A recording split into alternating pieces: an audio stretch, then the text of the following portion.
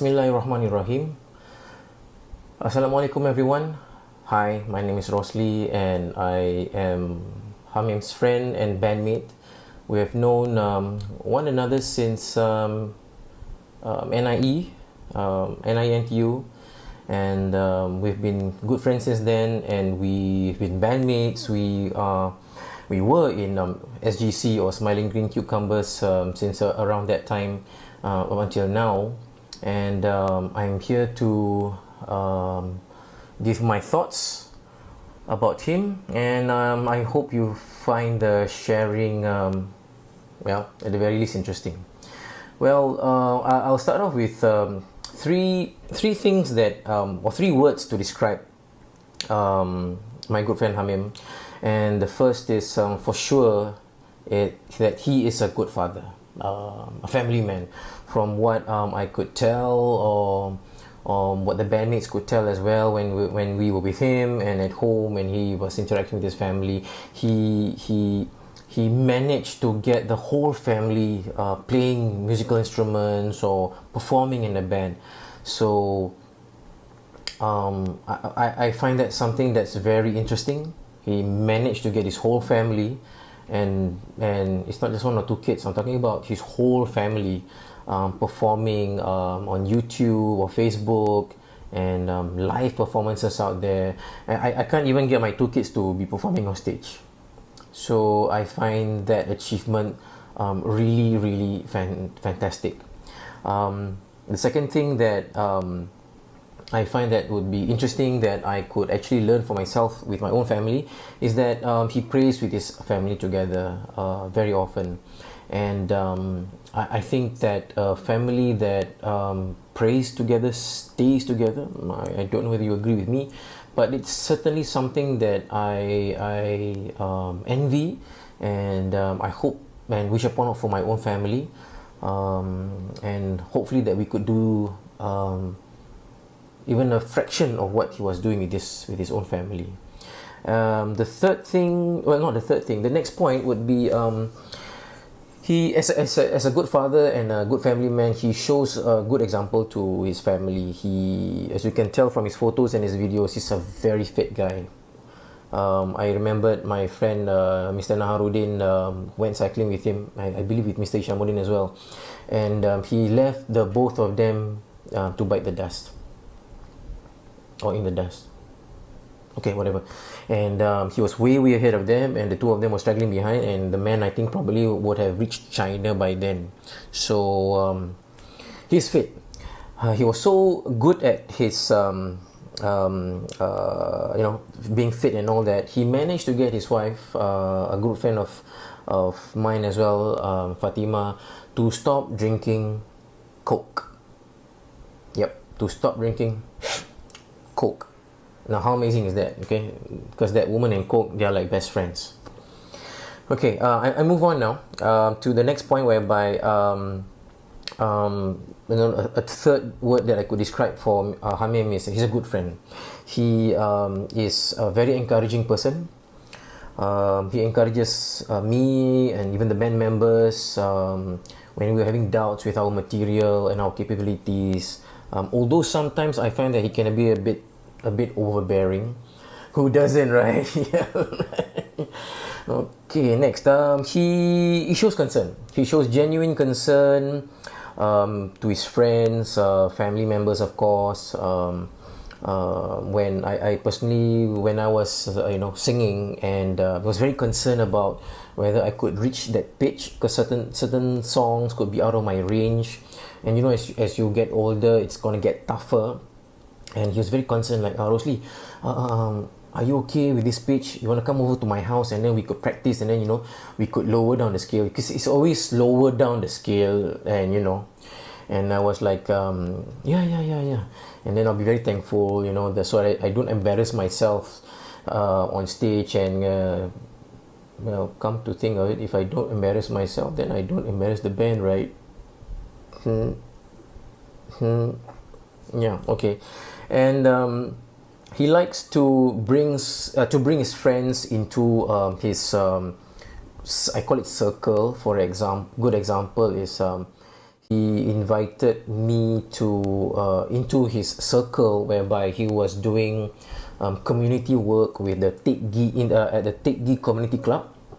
So he brought me in and asked whether if I could be in a band and perform live. And the whole idea is to get the residents of Tekgi, especially the youth, to come in as well, and then hopefully when they see us perform, and they want to come and perform, which was something good, because when this did not happen when I was younger, during my secondary school days, during my it didn't happen. I fell into music because I had good friends who were in music, and I was naturally drawn into it. So I thought that was a good thing to do, to get into, and I was at an age then whereby I was thinking I would want to give back to the community, and Hamim and I had the same idea, and I just went on board, and there I was. So I'm just hoping for this COVID to go away so we can start performing live again. A third thing that I would describe him is that Hamim is very respectful. He is respectful of his friends, family members. He doesn't speak ill of them. Sometimes so casually we say, hey, my kid is like that, or my wife like that, but he doesn't. Okay, he truly respects them and speaks well of them, and he's very respectful towards the elderly. When we were at his home and his parents, let's say, were around, he was very respectful of them as well, something that we all could emulate. And the other thing that he's respectful of is time. And when he's respectful of time, it taught me to be to put things that matter most in front, to have priorities, so that there's a time for everything, but there must be a time for that something specifically. I like to spread myself sometimes too thin, and it looks good, but then I could not give the depth. So I think for me, he has taught me directly or indirectly to prioritize.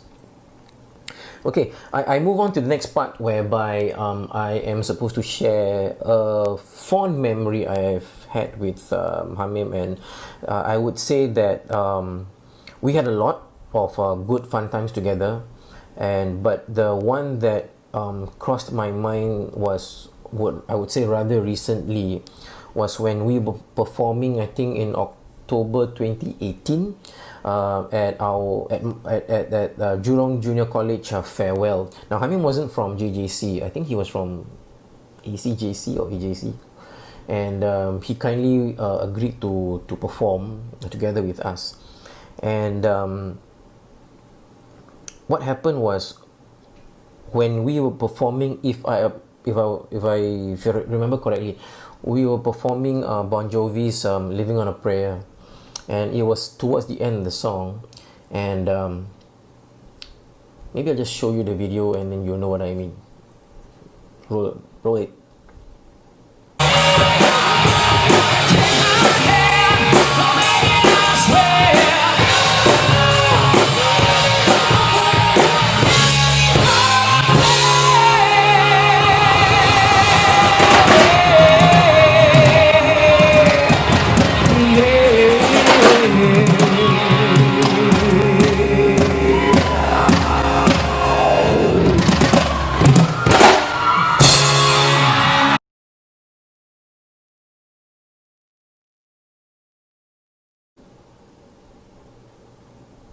So, what do you think? Right? That move was so un-Hamim. Well, at least when we were in a band, he doesn't go jumping around or splitting his legs, because I will do the splitting of legs, and so it was kind of weird. I didn't realize it until I watched the video. I was like, he did what? He did that? Oh my god! So it was really interesting. Okay, the final part of my sharing on Hamim's 50th birthday. Welcome to the club, bro. The 50 Cent Club. was if he has memorable quotes or phrases. Now, I do believe that when he's very excited, he likes to say "fu yo," and when he likes something really really well, he will like to say "terbaik," and when he's surprised, he will say "ma."